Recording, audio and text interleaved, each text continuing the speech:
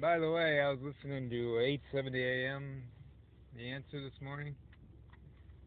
Brian Whitman and Jennifer Horn. It used to be Brian, Ben, and Alicia. I don't know what happened to Alicia or Alicia. Ben went on and did his own radio. He has his own. I mean, not radio, but his own. It was the Daily Wire, and other things, and the speaking circuit. But so now it's Brian and Jennifer, and Brian kind of dominates there. He's become a little kind of bossy, I would say. I've heard him say a few times, I'm 45 now or something like that. He thinks he's old. Well, I'm 50, and really it's not that old yet. And he thinks he's like a veteran radio guy, I guess. But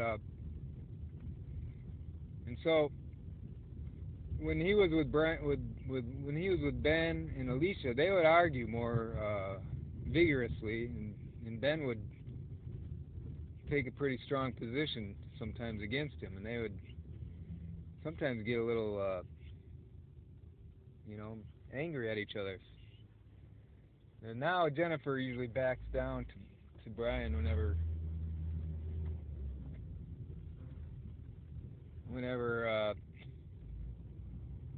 he gets, he becomes a little overbearing, and she just says, "Oh, okay." She doesn't push the subject. But today I heard him saying something about professional victims, and he mentioned a few names that he personally believed to be professional victims. And I don't remember the whole list, but I know he said Donald Trump. He called Donald Trump a professional victim. And at one point, Jennifer interjected and said, "Well, I don't think that's not fair," or "I don't, that's not true," or something. I'm not sure it was about who it was, which name. I don't think it was about the Trump, but Brian responded, "No, I don't care what you think. That's my opinion." Pretty much dismissive of Jennifer, and that's what I mean. He's just becoming kind of overbearing. That's probably the best word for it. Kind of pushy, domineering, and nobody's there to really push back. Jennifer just she she pushes a little bit, but not too hard. She doesn't maintain any position against him for very long. He just kind of gets his way, almost kind of a bully. I mean, he's the liberal, of course. At AM 870, The Answer, most of the talk show hosts are conservative, except for Michael Medved and Brian. And it's too bad. I hope 870 AM doesn't, you know, at least, tries to keep a good balance there, because he's just becoming a liberal there and getting his way about just about anything. And to call President Trump a professional victim is just ludicrous. I mean, I don't see how that even applies reasonably. Yeah, he's been attacked. He's constantly attacked by liberals and the liberal media, which is most of the media. So, I mean, that's not easy to deal with. And I don't see how he's become a professional victim. He tweets his gripes sometimes, but you know, I think he has been treated unfairly, making it harder for things to get done, even though they're getting things done.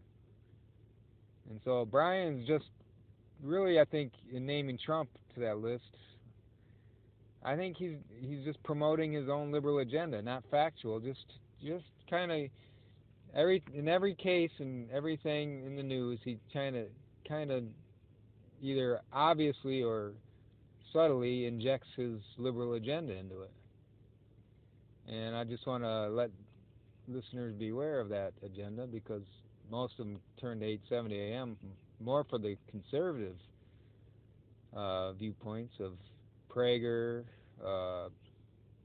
Mark Levin, Mike Gallagher, and others.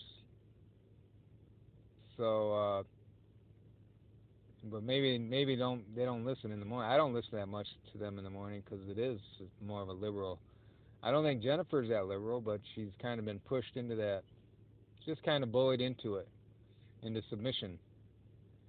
So beware of that. And we pray for Brian. I think he says he's a Christian, sort of.